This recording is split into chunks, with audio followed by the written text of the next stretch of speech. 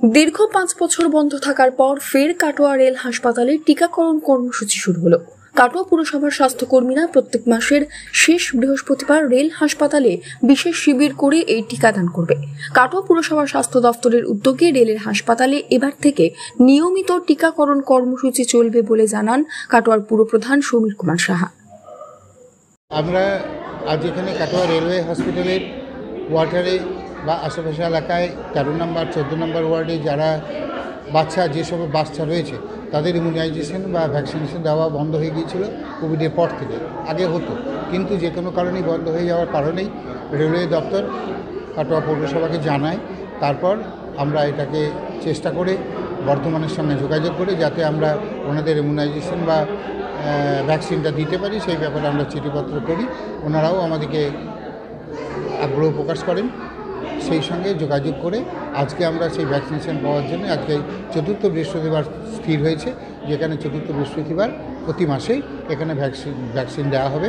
আশেপাশে যে সমস্ত বাচ্চা ছেলে আছে তাদেরকে তারা যেটুকু ভ্যাকসিনেশন পাওয়ার দরকার ছিল সেটুকু সবই এখান থেকে পাবে এবং কাটোয়া পৌরসভা থেকে সেটা সাহায্য করে এখানে করে দেওয়া হচ্ছে। এর ফলে রেল কলোনি সহ কাটোয়া পুর শহরের 13, 14, 19 নম্বর ওয়ার্ডের শিশু এবং মায়েদের সুবিধা হবে। রেল হাসপাতালে টিকাকরণ বন্ধ থাকার ফলে এতদিন শিশুদের টিকা দিতে মায়েদের কাটোয়া শহরের ভিতরে পুরসভা বা মহকুমা হাসপাতালে যেতে হতো।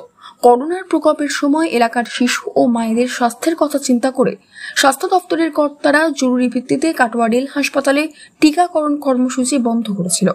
রেল কর্তৃপক্ষ চলতি বছরের মার্চ মাসে টিকাকরণ কর্মসূচি পুনরায় চালু করার জন্য কাটোয়া পুরসভার কাছে আবেদন করে।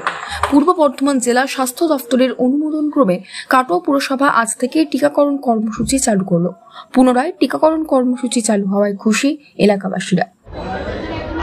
আমার বাড়ি হচ্ছে 19 নম্বর ওয়ার্ড। আমি তো 19 নম্বর ওয়ার্ডেই আর কি ভ্যাকসিন দিই। তো আজকে থেকে এখানে স্টার্ট হলো যেহেতু, তো আমি এখানে নিয়ে এসেছি আমার বাচ্চাকে এবং প্রতিবার এখানেই এবার থেকে নিয়ে আসবো। রেলের হসপিটালে। হ্যাঁ, প্রত্যেক মাসে এবার হবে শুনছি আর কি। তো প্রত্যেক মাসেই আমি নিয়ে আসবো আমার বেবিকে ভ্যাকসিন দেওয়াতে। হ্যাঁ, এখানে আমার অনেক সুবিধা হবে। আমার নাম মানবী চৌধুরী।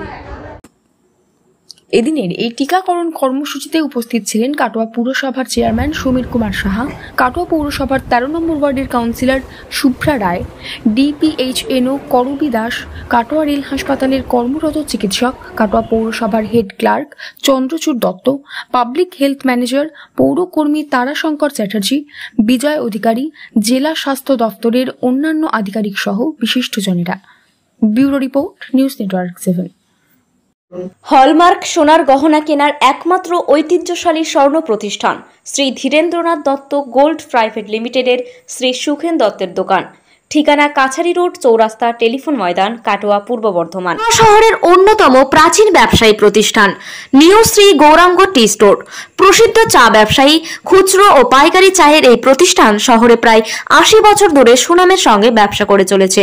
ঠিকানা কাটোয়া স্টেশন বাজার, চৌরাস্তা।